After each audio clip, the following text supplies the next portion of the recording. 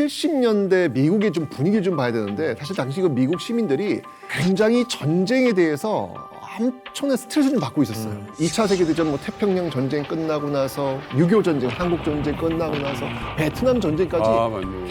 계속해서 지금 미국은 이 전쟁의 한 가운데 있었단 말이에요. 그러니까 미국 시민들도 아이씨 그만 좀 하자. 젊은이들도 계속 죽을 거 아니에요. 그렇죠. 이제 그만 좀 하자. 그때 어떤 그 미국의 어떤 그 문화도 왜 히피 문화라고 있어요. 그러니까 반전이죠. 전쟁에 반대하는 이런 문화들이 많이 있었거든요. 그런 것들을 이제 배경으로 해가지고 지미 카터가 딱 공약 내밀었는데 그 중에 하나가 뭐였냐면 주한미군 철수가 있어요. 아, 반전인데 주한미군 철수요? 그렇죠. 전쟁 이제 그만두고 있다고 하는 거니까 우리 전쟁이 어떤 그 요인이 될 수 있는 그런 것들을 줄여나가겠다. 주한미군 철수하겠다. 그리고 한반도에 있는 전술 핵도 빼겠다. 오, 70년대인데 빼면 안 되지. 이걸 들고 나온 거예요. 제가 어린 시절이라서 사실은 정치에 관심이 없는데도 정확하게 기억하는 게 그때 포드와 지미 카터가 미국 대선에 붙었을 때요. 우리나라의 많은 어른들이 반드시 포드가 돼야 된다고 주장했어요. 왜냐하면 그때 주한미군 철수가 굉장히 큰 이슈였기 때문에 그래요. 우리나라에서는 사실은 포드 대통령을 굉장히 전폭적으로 밀었었죠. 그렇죠. 아, 이거 굉장히 굉장히 심각한 거 아닙니까? 너무 심각한 거죠. 오. 주한미군 철수 70년대 안 돼요. 북한하고 지금 우리가 지금 대치하고 있는 땅굴 상황에서 뚫을 주한미군을 때 뺀다? 네. 이거는 우리한테는 그냥 전쟁하자는 거나 마찬가지죠. 그렇죠. 아니 그러면 우리 대한민국의 안보는 어떻게 되는 거예요? 이거 너무 심각하잖아요. 그렇죠. 그때만 해도 북한이 군사력으로도 월등했고 또 경제력으로 이런 면에서도 사실 우리가 북한보다 뭐 낫다 이렇게 얘기하기가 좀 어려운 때였기 때문에 네. 위협이 됐었죠. 일단 우리가 그 시간을 거슬러 올라가서 1968년도로 가봐야 되는데 1968년도라고 하면은 그 미국이 64년도부터 이제 베트남전에 참전했거든요. 68년 찍고 이때부터 슬슬 미국이 패전의 기미를 보이기 시작을 해요. 그래서 당시에 대통령 후보였던 닉슨이 대통령 선거 공약으로 베트남전에서의 명예로운 철군을 내세워가지고 당선이 돼요. 거기에 박정희 대통령이 뭐? 우리가 지금 그 우리 국군을 베트남에 파병을 해줬는데 지금 명예로운 철군? 그럼 우리는 어떻게 되는 것인가 한반도? 지금 미국이 한 발 뺀다는 걸 김일성이 보고 있었어요. 김일성이 딱 보니까 세계 최강 미국도 지금 베트남에서 지네? Why not me? 우리는 왜 안 되냐? 해가지고 68년도에 우리가 알고 있는 김신조 사건, 푸에볼로 납치 사건, 울진 삼척 무장공비 사건 다 68년도에 일어나요. 계속 건드리는구나. 그렇죠. 그러니까 68년도에 닉슨이 당선이 돼요. 그래서 박정희 대통령이 두 번 만납니다. 베트남전에서 지금 발을 뺀다고 하는데 우리는 어떻게 할 것인가? 주한미군 두 번 약속을 해요. 닉슨이요. 주한미군 철군은 절대 없다. 절대 없다 두 번 약속을 해요. 웬걸 1년 뒤인 69년도에 바로 뒤통수 때려요. 닉슨이. 닉슨 독트린이라고 해가지고 뭐냐면 그 괌에서 앞으로 동아시아에서 핵전쟁이 나면은 미국이 도와줄 것이다. 근데 그 이외에 재래식 전쟁이 발생하면 미국은 발 뺀다. 어머, 뭐야? 알아서 해라. 알아서 각자 도생하라. 그래서 박정희 대통령 뭐야? 분명히 두 번 약속했는데 핵전쟁 때만 도와주고 나머지는 각자 도생하라고? 이런 상황이 될 거예요. 근데 그때 이제 닉슨 대통령도 그 약간 변명 아닌 변명을 했어요. 정치적 수사고 우리는 한반도 방위 굳건한 그 동맹으로서 지켜주겠다. 했는데 웬걸 71년도에 미칠 사단 2만 명을 닉슨이 빼버려요. 이걸 보고 박정희 대통령이 안 되겠다. 그때부터 나온 게 말이 이거예요. 우리 미국 못 믿는다. 자주국방하자. 아, 자주국방이 그 당시에 있었다. 그때 그렇게 나와요. 자주국방하자. 70년대 중요한 슬로건 중에 하나잖아요. 그래요.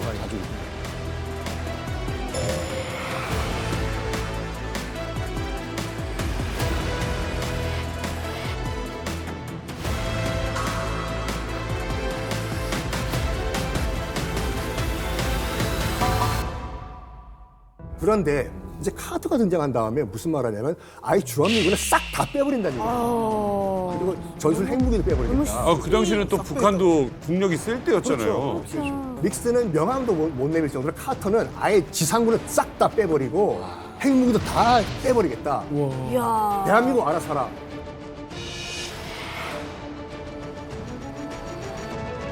이러니까 박정희 대통령 안 되겠다. 계속 밀어붙이고 있던 핵개발 고! 밀어붙이게 된 계기가 된 거죠. 아니 그야말로 어벤던이네 그냥. 그러니까요. 강치네, 맞아. 그래. 자, 그런데 닉슨에 이어서 이제 카터까지도 주한미군 철수를 이제 주장하게 됩니다. 그러다 보니까 당시 이제 대통령이었던 이제 박정희 전 대통령 입장에서는 그럼 우리도 핵을 만들겠다. 우리 자체 핵을 갖겠다라는 이제 명분을 갖게 되는 그런 어떤 사건이 됐던 거죠. 가져야지.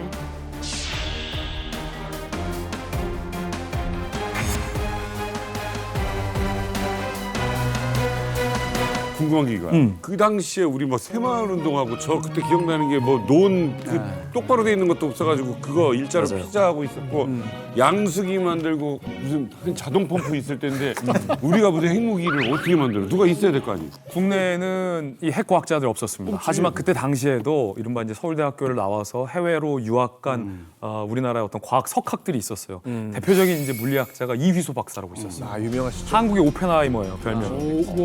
그러니까 이 이휘소 박사가 한 110여 편의 논문을 썼는데 생전에 거의 한 80%의 논문이 수많은 핵물리학자들의 연구의 어떤 밑바탕이 됐어요. 그 정도였다고. 예, 굉장히 어떤 기초 이론과 기초 논문을 정리를 잘하신 세계적인 석학이죠.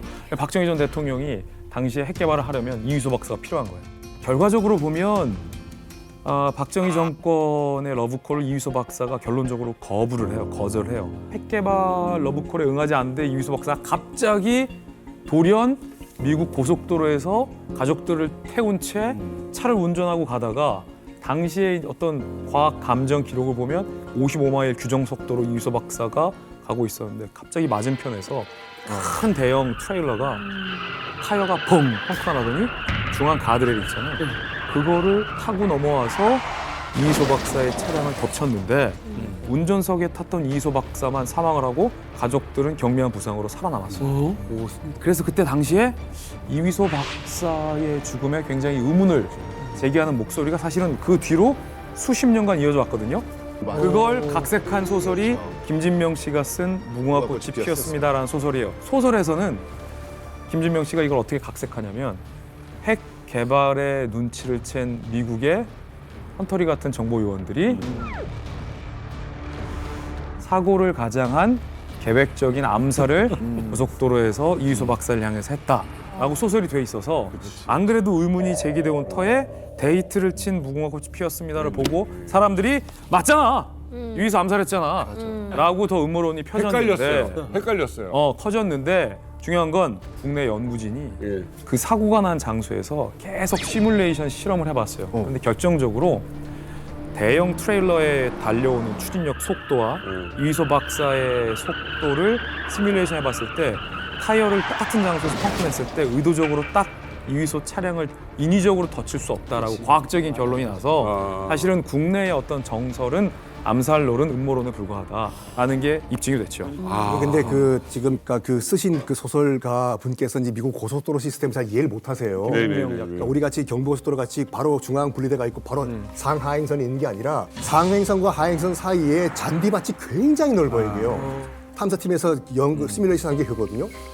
반대편에서 트레일러가 펑크가 나요. 예? 펑크가 난 다음에 이 넓은 잔디밭을 질주해가지고 달려오는 상대편 차의 운전석을 딱 맞추는 확률? 정말로 우연의 일치고 이게 아마 FBI고 CIA 할아버지가 와도 정확한 이 계산이 안 된다고 해요. 그렇게 아직 미국의 정보력을 모르는 것 같아요. 그럴 수 있어요. 그럴 수 있어.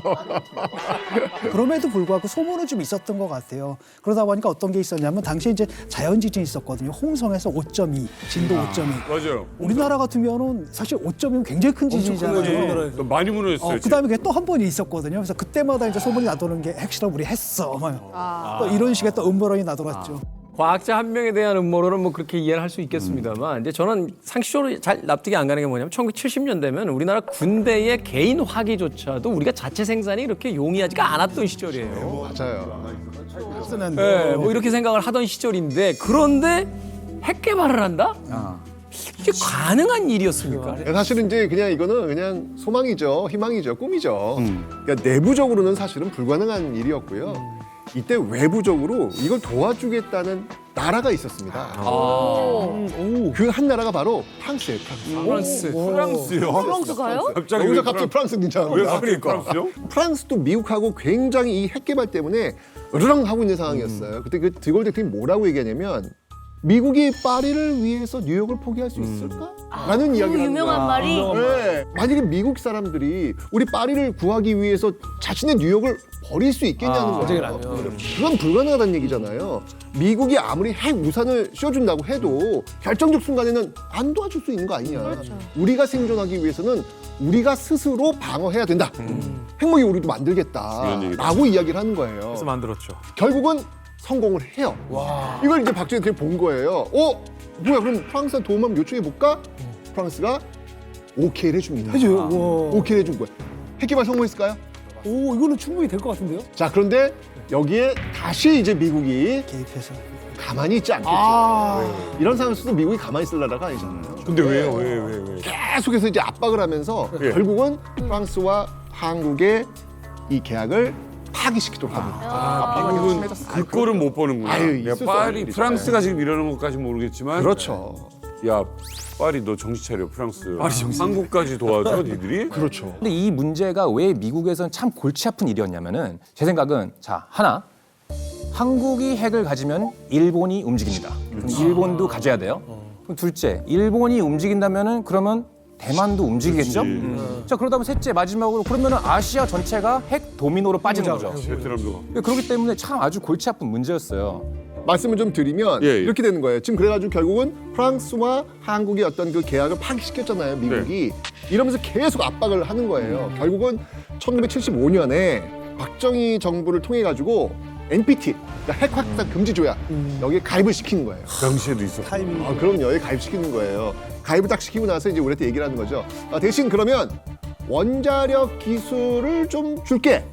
너희들이 이렇게 원한다니까 원자력 기술 좀 줄게. 대신 조건이 있어. 이거는 평화적 목적으로만 써야 돼.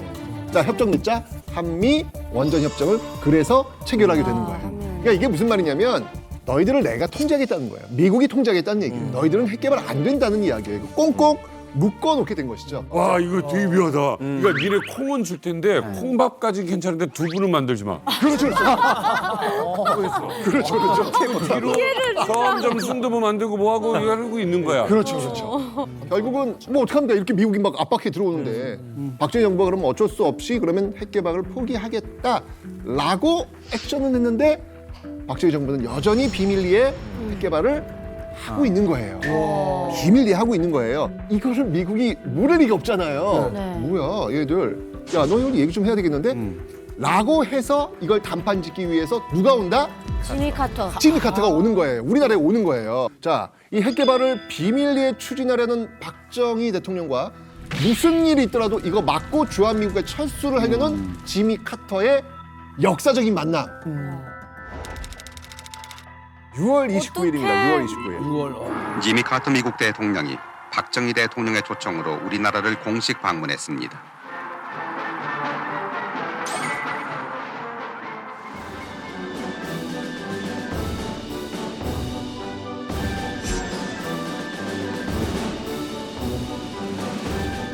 그때도 벌써 하는 멋있네요, 어마어마했죠. 거리가.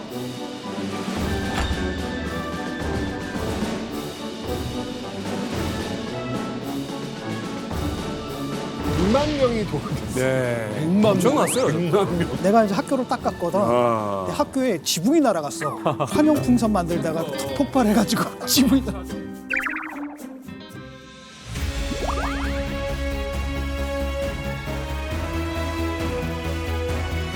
청와대 영빈관에서 카터 대통령 내외분을 위한 리셉션과 만찬이 베풀어졌다. 하얀 양복이 됐어. 미국과 가장 중요한 전략적, 정치적, 경제적 관계를 가진 나라의 하나인 한국과 새롭고 건설적인 관계를 모색하기 위해 한국에 왔습니다. 한미 두 나라는 어려운 목표들을 달성시킬 수 있다고 확신한다고 역설했다.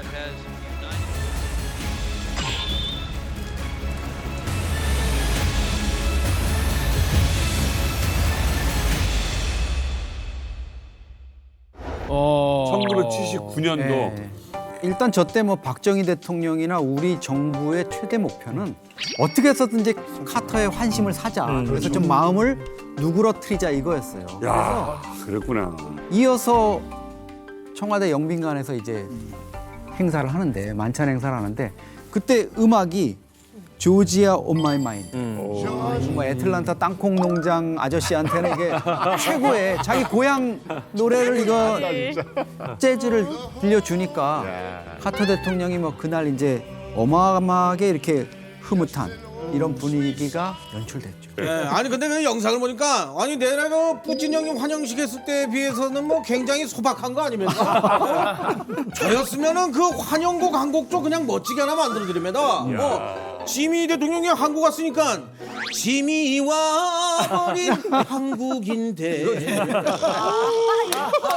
떠올지 말아요. 잘한다. 앞으로 이런 이벤트가 있으면 이 김정은이한테 물어보라고. 내내 아주 그냥 이벤트 확실하게 준비. 야, 미스터 트롯에 나와봐. 나가도 됩니까? 그렇지. IS 잘렸어 나는. 자, 이제 보여지는 모습은 너무 평화롭고 너무 분위기 좋죠. 근데 중요한 건 뭐냐면 카터의 방한 목적은 정상회담이었고 그 정상회담을 통해서 두 개를 관철시키는 거였어요. 첫 번째가 바로 주한미군 철수, 그리고 두 번째가 핵개발 금지. 이 두 가지였잖아요. 자, 이 두 가지를 지금 해야 되는데 박정희 정부는 핵개발 해야 되겠고 카터 정부는 핵개발 막아야 되겠고 정말 창과 방패의 세기의 정상회담이다. 이렇게 볼 수 있는 거예요. 사실 양보할 수 없는 주제잖아요. 주제가. 그렇죠. 엄청 살벌했을 것 같은데. 그렇죠. 그래서 어떤 판이 벌어질지 대충 느낌이 오잖아요. 그래서 지미 카터가 이제 실무진한테 얘기를 해둔 거예요. 사실 정상회담이라고 하는 거는요 이미 다 조율을 해놓고 정상들이 만나가지고 발표하는 형식을 주로 갖고 있습니다. 사인하고. 그죠? 그래서 미리 얘기를 한 거예요. 지미 카터한테. 지미 카터가 이제 실무진한테 주한미군 철수는 이거 내 공약이었어. 이건 바꿀 수가 없는 거야. 이거 이야기하지 말라 그래. 이건 무조건 하는 거야. 라고 이야기를 통보를 했고 아니, 더군다나 갑아니에요, 갑. 아 그럼요. 그러니까 뭐 갑이 통보했잖아요. 그럼 을은 어떻게 해야 돼요? 내지 뭐. 뭐 알았습니다라고 이제 그렇게 다 조율이 된 거예요. 그리고 이제 드디어 만났어. 만났는데 갑자기 박정희 대통령이 뭘 주섬주섬 꺼내. 꺼내더니 연설을 하기 시작해요. 연설을 읽는데 분위기가 갑자기 싸해집니다. 그 연설 내용이 뭐였냐면 주한미군 철수는 안 됩니다. 배짱이. 그 이유는 바로 이러한 이유입니다라고 쭉 이야기를 하는데 그걸 무려 45분간 얘기를 해요.